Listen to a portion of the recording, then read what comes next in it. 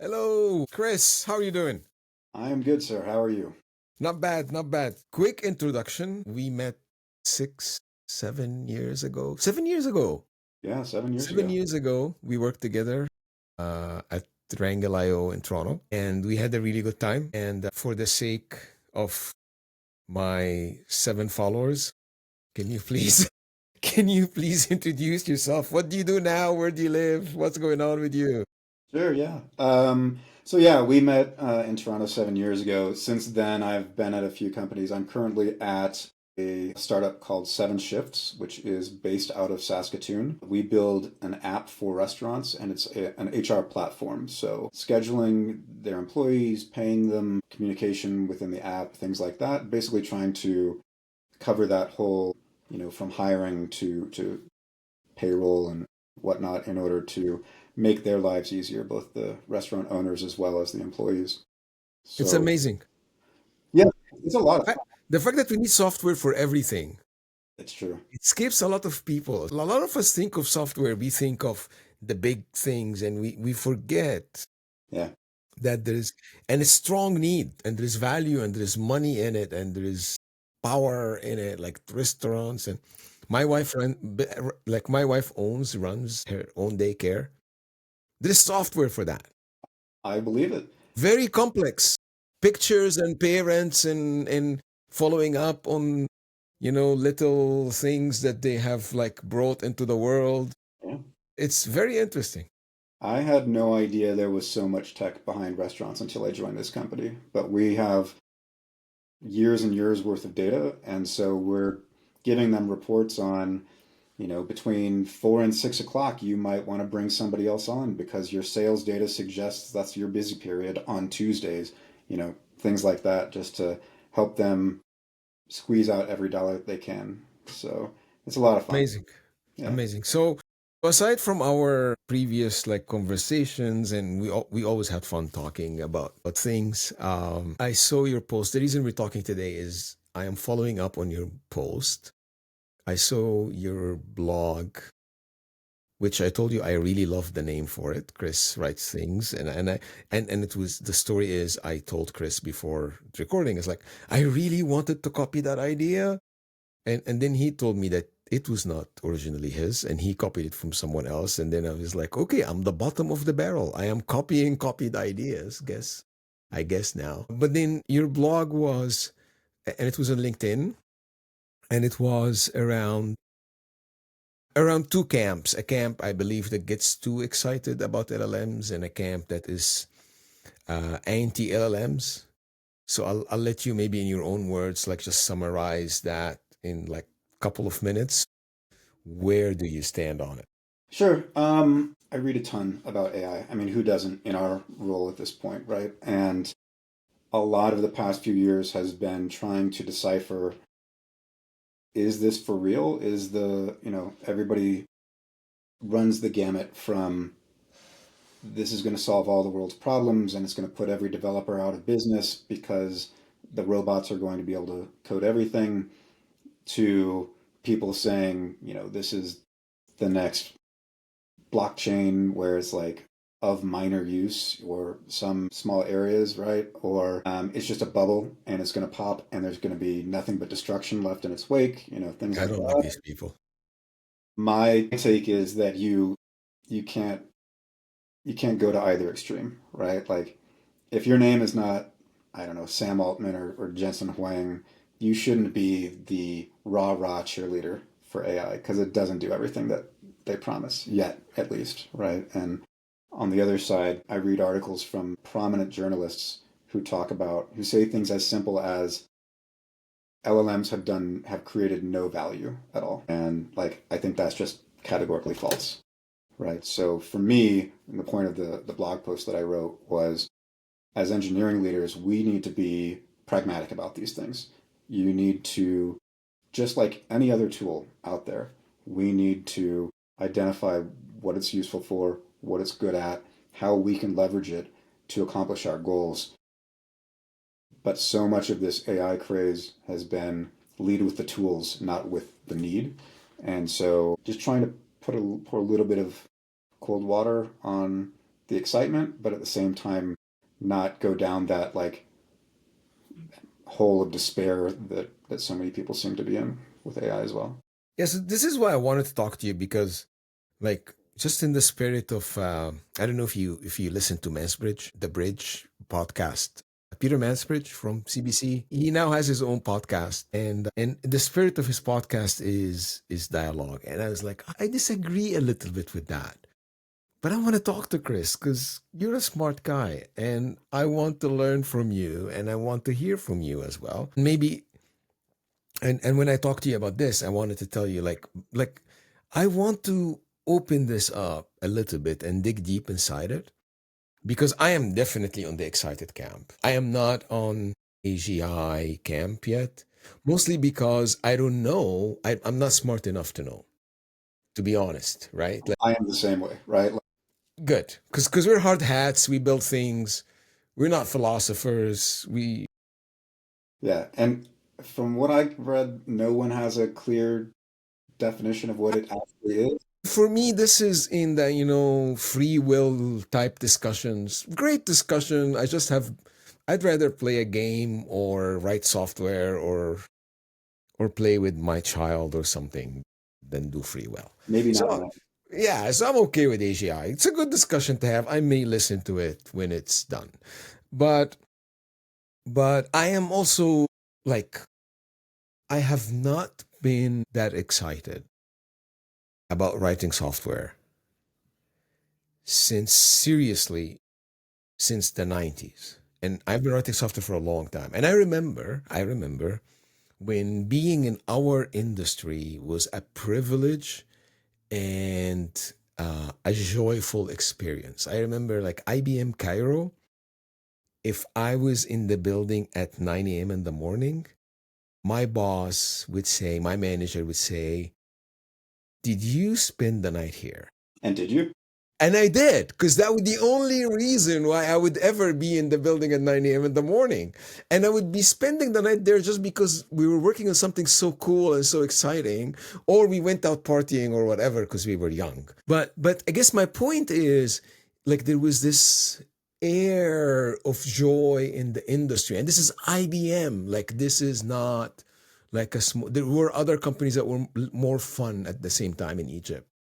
But this is like the blue suits with the, and he would say, "Hey Ahmed, where is your tie?" And I go into my bag, and I was like, "Oh, here's my tie," and we laugh, and it was just great.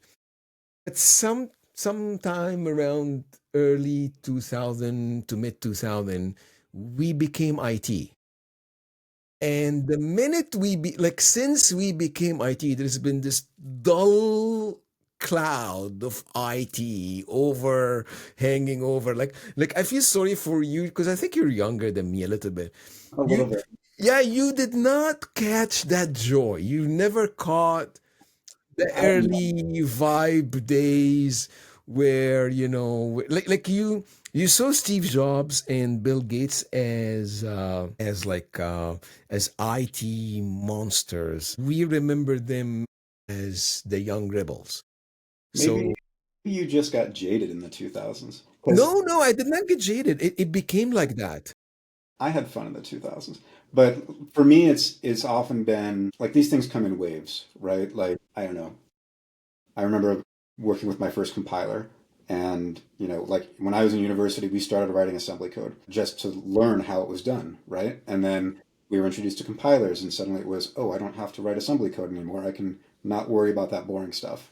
And then whatever, agile, DevOps, front end bundling, right? That like Wrangle where we were at, stuff that took all of that sort of like boilerplate stuff that nobody actually wants to spend time on, but has to because who else is going to do it? And for me, AI is in that same boat. It's very much like for my developers, it's like taking away some of the most boring things so that they can focus on the most fun things. I agree with you on that 100%. I think my point was not that. My point was okay. So let's dig on this because maybe we'll get to my point in a better way. Do you think that AI tools currently make you think harder or think less? Work on more complex issues or less complex issues? In their current state, I think it's a mixed bag. Because, for instance, you're probably not spending as much time as you used to writing tests, and nobody likes writing tests, right? So, And it was never complex to begin with. It was just long and boring. exactly, right? And Yeah, so that frees up time for you to be thinking about hopefully more complex things. exactly. At the same time, depending on how you use these tools, you could be generating huge volumes of code. And so when you're submitting PRs, you're spending a lot more time reviewing what was generated. Hopefully, you're spending more time than 100%. YOLO. 100%. And that's my experience. My experience is that AI just makes me work harder, learn more, introspect a lot, and ask a lot of questions. And it is so consuming, soul crushingly consuming.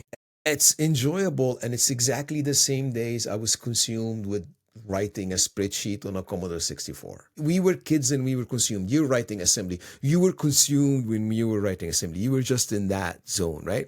Absolutely.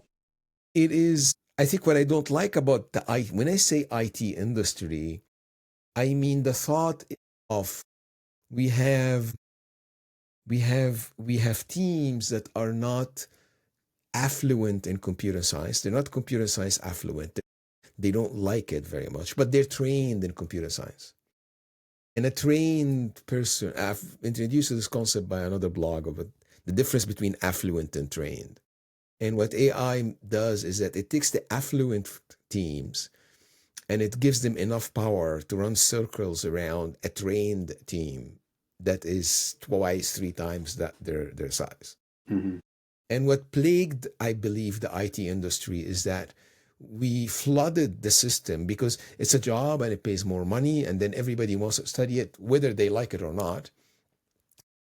Yet, And there was a need. and there's a need. I agree. But it shifted away from these are the nerds that like this thing, or at least the ones who understand it very well, into let's train everyone to do a mediocre job and then ship a lot of that out to the world because the world needs it, and there is a need for it. I fully understand the need, right? So And it's then we more started building platforms and tools and environments to cater for like I the understand. You are a computer science hipster. You were there before it was cool, and now that everybody is on board, it's not as fun anymore. but it's not just as fun anymore. It's like you build an environment with enough guardrails to help innovators. But when you build the environment with guardrails because you don't trust the talent that is working in that platform, this is when problems happen. This is when things slow down because then you have to become very restrictive. This is where enterprise architecture fail. Like in a startup world, life is a lot better, but in a large enterprise, you build everything so restrictive, like a straitjacket. Yeah. I mean, you love the freedom is where it comes from. You love the freedom, the creativity of the quote unquote old days, right? And which is funny because when we met, you were head of DevOps, which I is know, but all DevOps is about, also cool. I know. And sure, cloud. all about enforcing repeatability and things like that, right? But in the same vein, DevOps and cloud computing, when we met, like what do you call it, infrastructure as code and the principles of flow of DevOps, all that stuff is actually the automation of it is very innovative. The fact that it was done, you take something that is manually done and you turn it into code, you turn it into an engineering practice is very innovative.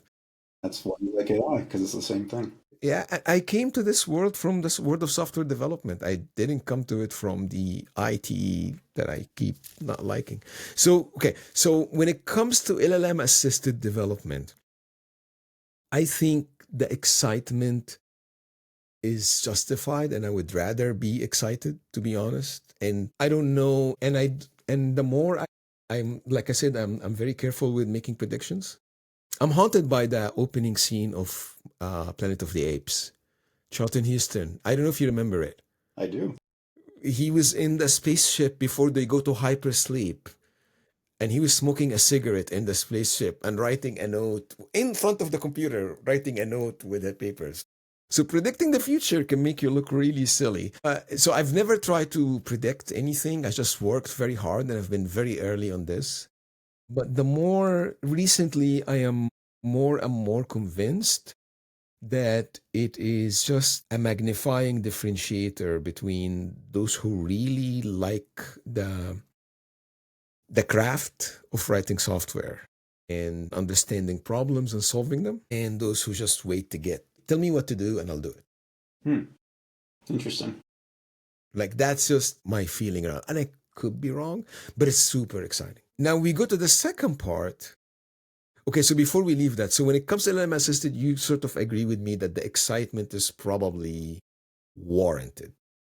Yes, I the excitement for me is in the exploration of what's possible with these tools, right? Like every day something new is coming out, whether it's from, you know, any of the major producers or any of the small companies that are springing up around this industry. It's just the challenge is it's overwhelming the volume. Like there's Yes, so much that's coming at people from all sides that I think that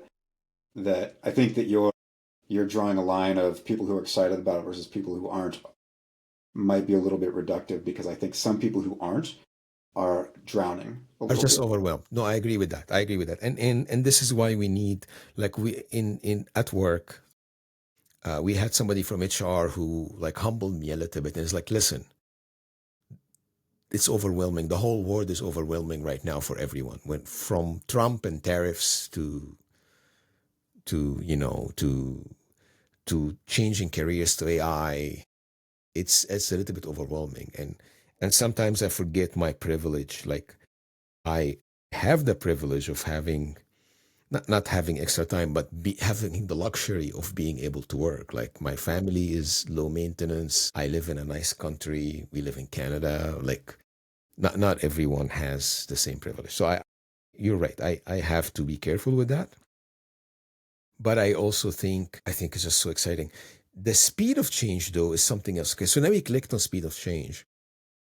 The speed of change is another thing that makes me even more excited because it also reminds me of the early days, of the quick introductions where we were just having this discussion about Pascal and C, and then C became C++, and Object Pascal became Object Pascal. And at the same time, you started moving from writing applications for terminals and DOS into writing for Windows and handling events and getting mouse clicks and building applications for PCs.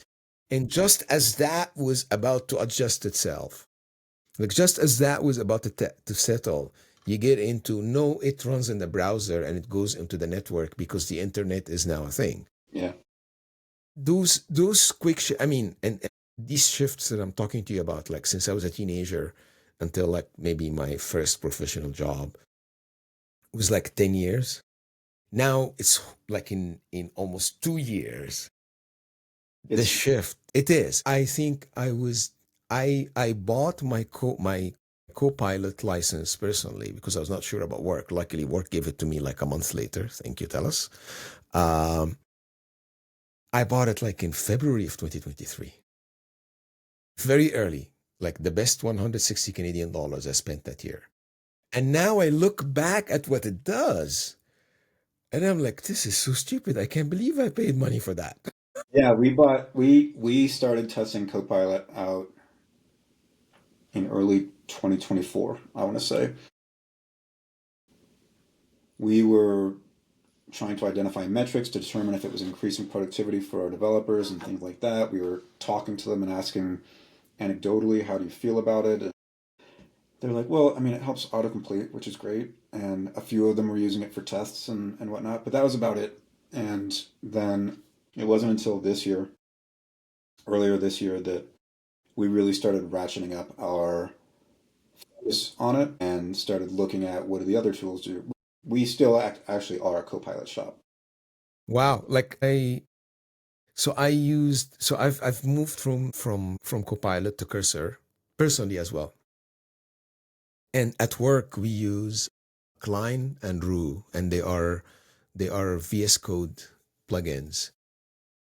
But even Rue and Klein, they moved a lot from, like, we moved from the whole vibe in prompt engineering, which were two of the silliest terms I ever had heard, into now we're talking about context engineering and context management, which is a lot smarter and it makes more sense. And it is just, and now there's cloud code. Like, cloud code was very interesting. I just had this experience with it like a couple of weeks ago with the new one, where in the middle of the conversation I was having with the model, it felt like, oh, okay, you're asking me about how to. We were writing Python, and I said I want to copy files from one Google Cloud Storage to another, but I don't want to do it like, I want to do it efficiently server side. And then I said, isn't there like a gsutil command for it to just run on Bash instead of Python?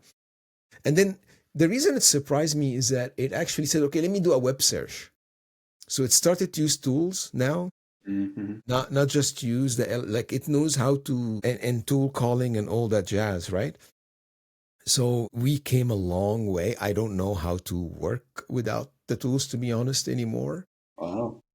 It is, no, I can't tell you how excited I am. But on the other hand, what you mentioned is really true, because just that the overwhelming level of cognitive load that I have now, I had to re-educate the miseducation of Lauren Hill, like the re-education of Ahmed Khalifa now is, I had to learn a lot of things. I just finished the rack course, very mind blowing, crazy.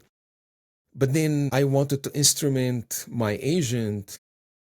I instrument it locally, but my company uses Dynatrace. So I had to get my own Dynatrace and learn how to do Dynatrace spans and things, and build dashboards and do events and do logs and connect it and instrument it to a small agent model.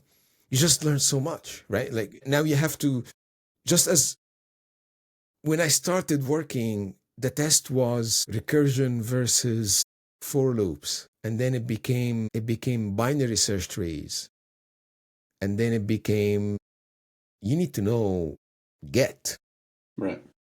to get a job. And then, oh, you need to know React or a framework. Like the amount of things that you start to need to know just becoming bigger. Especially now. Like, if you were out looking for a job right now and they said you have to have experience with AI, what does that mean? Like, it's such a broad space at this point that, Yeah. But I mean, for me, accept at first from software development is basically just trying to work with the tools. For me, it's a signal that you like what you do, you want to be good at, you'll be good at anything. Like, we never hired people for exactly what they know, right? We always hire people for what yeah, we think they will be able to do. you hire them for the qualities and the skills that they have with the hope that they'll be able to adapt and figure out what you need them to do. Exactly, exactly. And I think it's still the same. Now, let's shift gears. So this is all in the LLM assisted, and we don't have a lot of disagreement, which is good. Now, let's move into using LLM and AI in the value chain, in the stream. The first thing that everyone thinks of is copilots. And like, I am in slides, or I'm in Word, or I'm in Excel, and I need a copilot to help me do these things. I have not been very highly impressed, to be honest, so far with the results. And when we're talking value streams, we're talking about business operations. Yeah, How are you? Whereas with coding tools, it's the how is it working at the individual developer level, but now we're talking about how is it working at the department or organizational level. yeah, Yeah, yeah, 100% agree. And to be honest, I think that's if you had to say it was one thing or the other, I would say it was probably more on a failing of the business for not knowing how they want to use these tools as much as it is a failing of the tools themselves. Because Huh. I Do you mean, remember how the business wanted to use the web? I have I have seen no shortage of conversations, whether it's in my organization or uh, online, of people want agents. They hear how great they are. There's huge promise. Give me agents. Like agents will obviously make my department's life better. Okay, cool. We can get you agents. What do you want them to do? Oh, I don't know, but we definitely want them, Yeah, right? we want to be on the web. Yeah, It's the same conversation 23 years, exactly. I should build a website. 25. Well, what are you going to build a website for? I don't know, but everybody's building websites, so I should build one too. Yeah, yeah. And I agree with you, but so I agree with you. And I had a meeting with someone who is doing something with AI that I thought need an agent or AI for this. You just need Python, pandas, and a stats library, and Bob is your uncle in like 3 hours. Yeah, but But I mean then, that's true. That's still true at the individual coder level too. Like I have seen more than a few developers who will spend excessive amounts of time trying to get the LLM to do exactly what they want, when if they just use a linter, like they'd have been able to move on. oh yeah, the search replace all is sometimes is still more effective than using LLMs. I agree with that. Well, I mean, so far, as much as now, this conversation is Sunday, October 26, 2025 at 5:44 p.m. Eastern time, Yeah. because you never know what will happen next By month. Halloween, everything will be different. Yeah, yeah. But then somebody, just like you earlier, corrected me when you said, "Be careful, too reductive. There is overwhelming load on people and things like that." I think someone else came to me when I made that argument, and he said, "Ahmed, you're maybe right, but you're doing more damage by extinguishing the fire of enthusiasm that the team has than actually." And then this is like what took you here, what got you here is not what will take you there, that famous book. And I forgot the name of the writer. He's very famous, an amazing guy. And he said, you have to be careful as a leader to try not to be the smartest guy in the room. And if somebody comes to you with an idea, if you you have to resist telling them how to improve it. I completely agree, and I don't think that our jobs as leaders is to tell people what they should do or how they should think or what tool is the right tool for them. It's more a matter of we have to help them figure out what they need, right? Like they're excited about a tool, awesome. Like that's way better than the alternative. Yeah, I mean, your balance is better. Like, I'm lucky I can fall into that mistake more than you do, because you're more of a people leader. I don't manage people anymore. I have the luxury of being an opinion person. So I'm paid to make opinions, Mm. and I love giving I love giving those, as my wife will tell you. I love having opinions. So, but I also had to find a balance where I know this is wrong, but I would rather have more enthusiasm in the wrong direction than having less enthusiasm. And this is probably where I want to ask you that question is, nobody's going to ever get that balance right. If I'm going to err a little bit, I'm erring on the side of enthusiasm is better, or I'm erring on the side of being careful is better. And then maybe you can have two lenses, because you work in a startup, fast-paced, small company. So maybe you can put it in the startup lens, and then also in like a larger enterprise Sure. financial institution lens. I think it's, I mean, to the point of the question, I think it's very different depending on the context of the business, right? If you are in a startup that, like, you just raised X millions of dollars, you've got budget to play with and really go wild experimenting with things, I want all the enthusiasm people can give me. Because let's go figure it out. Let's go have fun and find out what works and what doesn't work and what we need to do. If you are in whether it's a corporate structure or even a startup that's at a certain point in their maturity where risk they become more risk averse, right? Then you probably need to err on the side of being more careful. If your runway is running out and you don't have budget to throw around for all of the toys, like let's figure out what makes the most sense and be very planful of how we're tackling that. So I don't know that there's a one size fits all based on the size of your company. It's much more Like, how willing are you to take on the risk? Because that's what we're talking about, right? Like that enthusiasm in the right or wrong direction. In the wrong direction, it's risk. In the right direction, it's opportunity, right?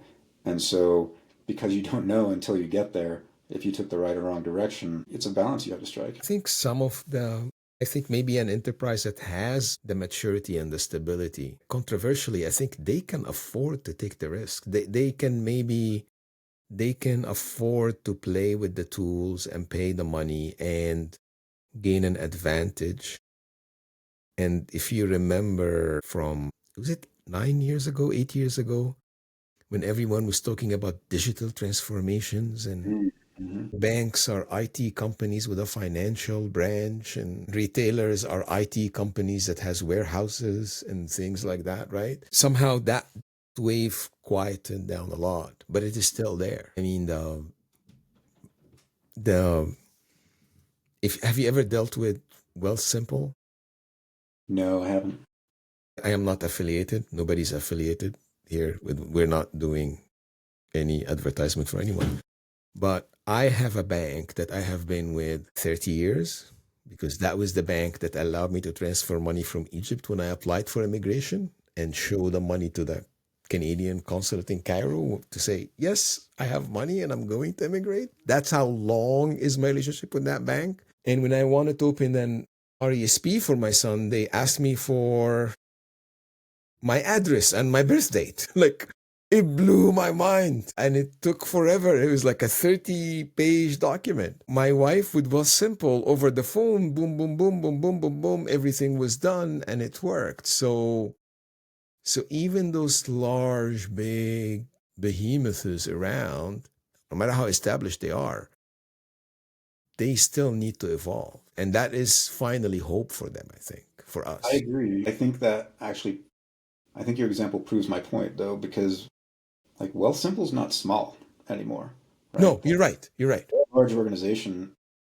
It's just that their risk profile, like what they consider worth investing in, and how willing they are to make mistakes, is very different than traditional banks. And they did an amazing job. Yeah, And now I think LLMs and assisted coding is the opportunity for all these like big enterprises, not just the banks, all enterprises to catch up. But then we go back into the disappointment of putting the features. The hardest part that I find, and this is where very few companies are actually working with that now, is like really building agents. So I took a agent course. I've wrote things and it was very cool because the graduation, like your code has to pass a test. Like there is a test and your code needs to pass a certification basically, which was very refreshing compared to cloud certification. Don't don't let me tell you how bad that was. No, I like in cloud certification, I always felt dumb. It was like a hazing. Like you have to remember, give, what is the best machine to do this process in the 70 models available for me? And if you guess that right, now you are a professional cloud engineer. I'm like, no, you're just, anyways, yeah, you're memorizing things. But building agents is not easy. And in many ways, somebody said that, and it was so true. The results you get out of them, they have the appearance of intelligence, but they are sometimes almost like party tricks.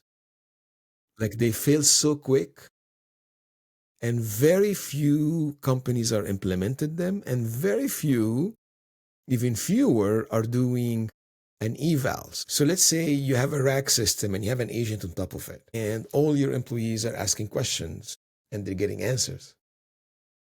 Let's say you are that advanced, like that by itself is advanced a little bit. How many companies are actually looking at the answers in aggregate compared to the questions and evaluating the answers and allowing the users to thumb up, thumb down, and doing analysis on it and debugging and adjusting their agents. yeah. And like again, this goes back to the risk, right? Like there are more and more stories popping up of, this chatbot, this company's chatbot told one of their customers to go do something that was radically wrong, and now they're getting sued, right? And they're getting the bad press. And so when you have these tools that are non-deterministic, there hasn't been a great solution to that. Yeah, I am waiting for a ChatGPT lawsuit because ChatGPT have been advising my wife to take so many things for so many different things to the point of like one day is gonna give somebody the wrong prescription and somebody's gonna die Yeah. and somebody's gonna sue them. The thing is, and it's as you both know, it's like almost psychopatic. It's it's like, no, no, no, this is the right solution. I gave you the best solution. And then, like, no, I have evidence. Oh, you're so right. You're so smart. I love you. Here's another solution. Oh yes, yes. So we use Gemini in house because we're a Google, like we have Yeah, so everything are we. Google related, right? And so I have a Google, or sorry, Gemini has gems, which are like the same as custom GPTs for ChatGPT. And the first one I made was it has the personality of an engineering director, which is my role. And so I set it up as like a thought partner just to bounce ideas off of and Oh, it's good. whatnot. And I hated how relentlessly positive it was. Not not because I am like this, cynical bastard or anything, but it was just too much. And especially when I said something wrong, and it would agree with me, or it would try and like couch the response or whatever. So I ended up going in and reconfiguring its communication style and its quote unquote personality so that it speaks or it replies in a way that's much more conducive to how I work. So it is very straightforward and very to the point and like no mercy, which sometimes we conflict as a result But because that is also part of the growth, right? Like it's just such a new thing. it is. And that's a great segue back to your point about agents is they're just so new, right? Nobody has the greatest idea of how to implement these things, especially when we talk about smaller companies. Like the Googles and OpenAIs can figure these things out, but And the tricks we're using. I mean, oh, it will be part of your settings when you start the conversation is like, do you want me to be short, bubbly, angry, long answers, short answers, because the things that are available to us now, like that whole temperature thing of top P versus top K and how you adjust the creativity of just the basic thing is so new to us. And then you put this on a router that used to be f x equal 5, then x this, if it's 7 do that, to be like if it's cloudy and the user is old, there is this 80% chance that they have a headache. It's ridiculous. I mean, it is so new and it is so powerful to the point that sometimes we don't know what to do with it. And we have the business asking us to put it out. yeah, and I mean, this is outside the scope of our conversation, but like that's one of the biggest societal concerns that I have is that people are just relying on these tools as if they're 100% correct all the time. And so you hear stories about, I don't know, students arguing with teachers because the teacher taught the correct thing that happened in history, but ChatGPT told the student something else, and obviously ChatGPT has to be right. Yeah, you're right, but I don't know. I've not been that concerned about this side. I'll tell you a story. I grew up in Egypt, right? So it's not a free liberal Western democracy. It's a very authoritarian system. And even worse in the 60s where my dad grew up. So I remember introducing my dad to Google in 2005, 2006, searching for articles. And there was a political leader he likes that was not liked by the current government. So he would never see news about him anywhere in the echo of watching government TV in 2005, 2006. He had, and then he was like, and I said, like, look, you can Google the guy that you like. I'm trying to entice him to use the computer. And, God bless his soul. He's like, okay, types oh, look, there is a page. Oh, there is. And then he's like, okay, who wrote these things? And I said, I don't know, somebody wrote them. And then he's like, and anyone can write anything and just put it out there? The difference is that pre whatever 3 4 years ago, you would go on the web and look for information, and you would be able to judge how much you trusted that information source based on who it But we was. acquired that skill over years and we have not acquired it fully because look at the amount. Look what happened after the vaccine of COVID. I'm not saying it was perfect before. All I'm saying is that in the past, you knew where the information was coming from, whether it was true or not, whether you trusted the source or not. You were talking to ChatGPT, it just blurts something out, and it's not great at giving references to where that data came from. I understand. Just to finish the story, I was like, we don't know. And I said exactly what you said. Baba, you need to actually do this critical thinking thing, which is like an old Arab proverb. It's called like working, it's like using the brain on the news. That's how it literally translates to. It's like when you hear something, judge it with your brain, don't just absorb it, right? 1,000 years old saying, right? But then he's like, no, no, no, this is so chaotic and it could lead to confusion. The funny thing is, in 1967, there was the Six-Day War, and it was an absolute worst defeat of the Egyptian army and many other armies by the Israeli army. And my dad and everyone in Egypt thought Egypt has already finished the war and conquered and came out victorious for days until one day the president came out and had an address and he said, I'm quitting, I'm resigning, I'm sorry, we effed up. And one of my cousins, her name was Victoria, or the Arabic of Victoria, because she was born on the June 5th of 1967. Wow. Wow. And my point to him is like, I don't know if you want something you trust, you just don't want to use your judgment because you've never trusted the news anyways. You always knew they're lying to you, right? And it's the same thing with us. I mean, like, So we your thought is, am I right in thinking that your approach is, while it might be a problem now, people will figure out how to deal with these things in the future? yeah, like, yeah, I'm saying it is a problem now, but I'm saying it's not a new problem. It's a problem we've had with the whole 2016 Facebook, forgot the company name, Cambridge Analytics, and now the news now and the espionage and the Russian and the Chinese and the NSA and everyone is trying to like invade the sphere of news. We're way past that. At least the LLMs are really random in their mistakes and they're not tuned, right, like for a certain person. At least we don't know how they make these mistakes. You are more optimistic about it than I am, so I My hope nature, yeah. you're right.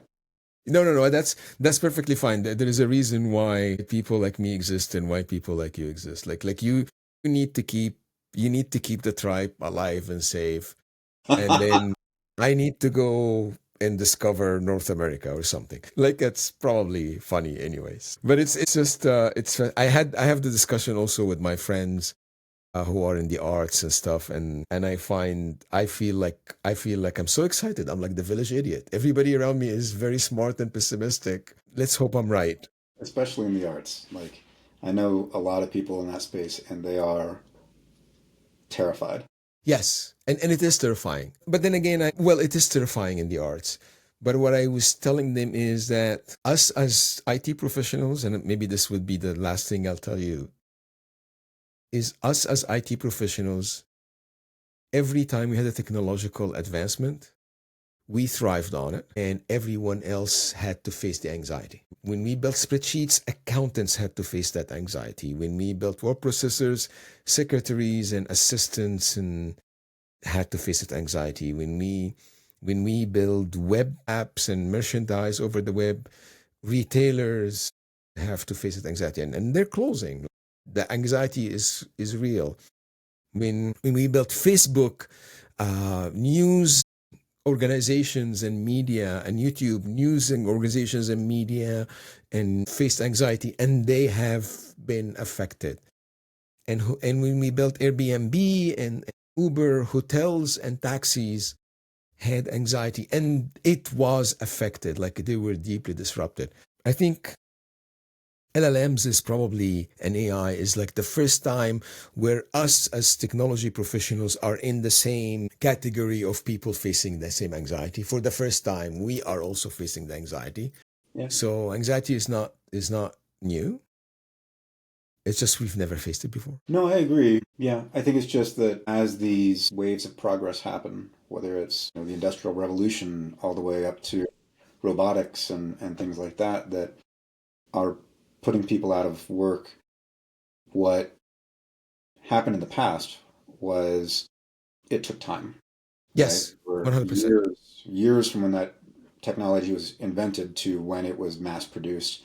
And in that time, those people that were affected slowly, and they could transition into other careers or Correct. retrain and Correct. things like that. The scary part about AI is that it's happened what feels like in an instant. And to be fair, I don't think any developers are out of work.